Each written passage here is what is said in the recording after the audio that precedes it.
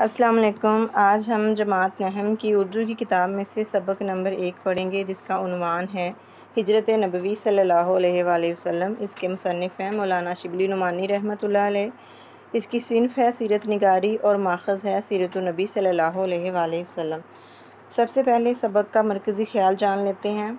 حضور اکرم صلی اللہ علیہ وآلہ وسلم کو دعوت حق کے جواب میں بے پناہ مشکلات کا سامنا کرنا پڑا۔ کفار مکہ نے آپ اور آپ کے ساتھیوں پر مکہ کی زمین تنگ کر دی۔ آپ صلی اللہ علیہ وآلہ وسلم کو قتل کرنے کی سازش کی گئی۔ آپ نے اللہ کے حکم پر مدینہ کی طرف ہجرت فرمائی۔ اللہ تعالیٰ نے اپنے محبوب پیغمبر کی حفاظت فرمائی اور آپ تمام رکاوٹوں اور مشکلات سے بحفاظت مدینہ پہنچے۔ اس کے بعد مقاصد تدریس ہیں۔ مقاصد تدریس جو ہیں، اس کے مطلب ہے کہ سبق کو پڑھنے کا مقصد کیا ہے۔ تو اس کا مقصد ہے کہ طلبہ کو اسلام کی ابتدائی مشکلات سے آگاہ کر کے سیرت النبی صلی اللہ علیہ وآلہ وسلم اور سیرت نگاری سے روشناس کروایا جائے۔ طلبہ کو اسلام کی حق و صداقت جو ہے وہ بیان کی جائے، ان کے دلوں میں اسلامی جذبہ بیدار کیا جائے اور طلبہ کو بتایا جائے کہ حق و صداقت کے لیے مشکلات کا سامنا کرنا پڑتا ہے۔ اس کے بعد سبق کے خلاصے کی طرف آتے ہیں۔ خلاصے میں جو ہے کم از کم 5 ضروری نکات کا ہونا ضروری ہے۔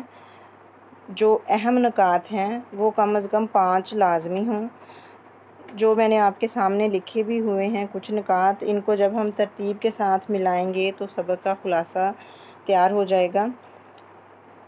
یہ ترتیب سے جو ہے وہ میں پڑھ دیتی ہوں۔ اللہ تعالیٰ کا حکم، مکہ سے ہجرت، اکثر صحابہ کا مدینے پہنچنا، ابو جہل کی رائے، حضرت علی کو امانتیں سونپنا، غار ثور میں قیام، سراقہ بن جشم کے گھوڑے کا زمین میں دھنسنا، مدینے میں تشریف آوری اور والہانہ استقبال۔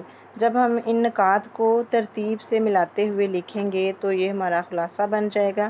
خلاصے کے لیے ایک اہم بات یہ ہے کہ کم از کم 1.5 یا زیادہ سے زیادہ 2.5 صفحات پر مشتمل ہونا چاہیے۔ سبق میں جو ہے خلاصہ لکھنے کا سوال ضرور آتا ہے اور اس کے نمبروں کی تقسیم کچھ اس طرح سے ہے کہ مصنف کا نام لکھنے کا 1 نمبر ہے اور سبق کا خلاصہ لکھنے کے 4 نمبر ہیں۔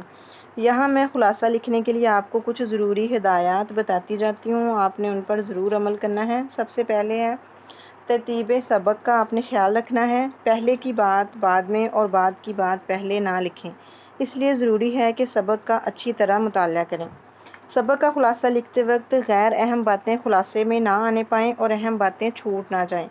سبق کا خلاصہ 1 تہائی ہونا چاہیے۔ خلاصہ اپنے الفاظ میں لکھیں۔ مصنف کے الفاظ، انداز اور مکالموں کو ہو بہو ویسا نہ لکھیں، کیونکہ سبق اب آپ بیان کر رہے ہیں۔ آپ کا انداز جو ہے وہ بیانیہ ہونا چاہیے۔ سبق کو صرف کتاب میں بیان کیا گیا سمجھ کر خلاصہ نہ لکھیں، خلاصہ لکھیں، خود سے اس میں اضافہ نہیں کرنا۔ اپنی طرف سے حوالہ جات، تاثرات، رائے یا تنقید کو شامل نہ کریں۔